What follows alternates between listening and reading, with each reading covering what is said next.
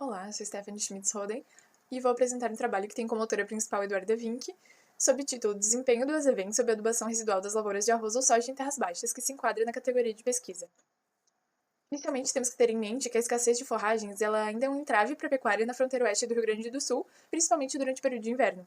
E essa escassez poderia ser suprida aos animais com o cultivo de pastagens de inverno, como por exemplo o azevém, que poderia ser implantado em sucessão a lavouras de grãos, como de soja ou arroz. Mas a adubação de pastagens também ainda é um entrave no crescimento dessas forrageiras, que ficam dependendo, então, apenas da adubação residual das culturas antecessoras. O estudo objetivou mensurar a produção de forrageira do azevém, que foi implantado depois de lavouras de arroz ou soja, em terras baixas e sem o uso de adubação nas pastagens.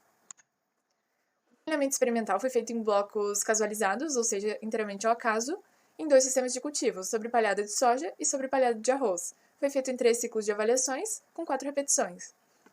Então, estudou-se a produção de azevém através da estimativa de produção de matéria seca. Isso foi utilizado um quadro metálico para então definir a área amostral que seria utilizada, foi coletada a amostra de forragens que foram embaladas, identificadas de acordo com o que eram, foram encaminhadas para secagem em estufa, onde foi estimada a produção de matéria seca.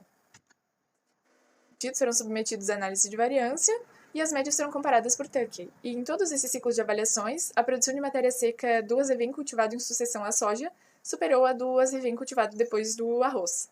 E a produção de matéria seca em cada ciclo de cada sistema. Em verde claro temos o azevém sobre soja, em verde escuro o azevém sobre arroz. No primeiro ciclo, sobre soja já se sobressaiu com 499 kg por hectare, em contrapartida de 290 kg por hectare do arroz. No segundo ciclo, mais que dobrou esse valor, sobre soja foi 1.649 kg por hectare de matéria seca de azevém, enquanto sobre arroz foi 624.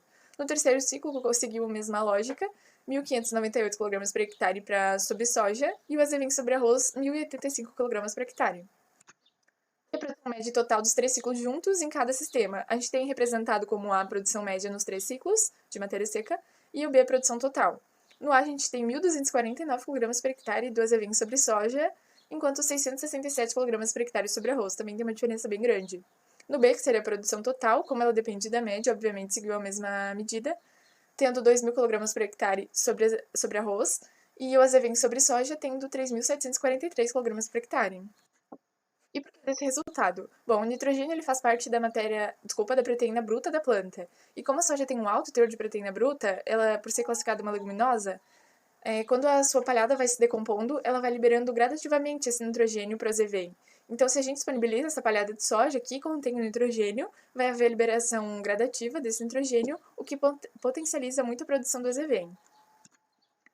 Considerando os valores médios da produção de matéria seca no pós-soja e pós-arroz, em função de cada ciclo.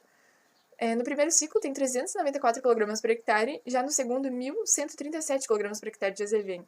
O valor aumenta muito. No terceiro ciclo já 1.342. Isso se deve ao próprio ciclo de crescimento do azevém. O início é lento, o que corresponde aos 394, que foi pouca produção.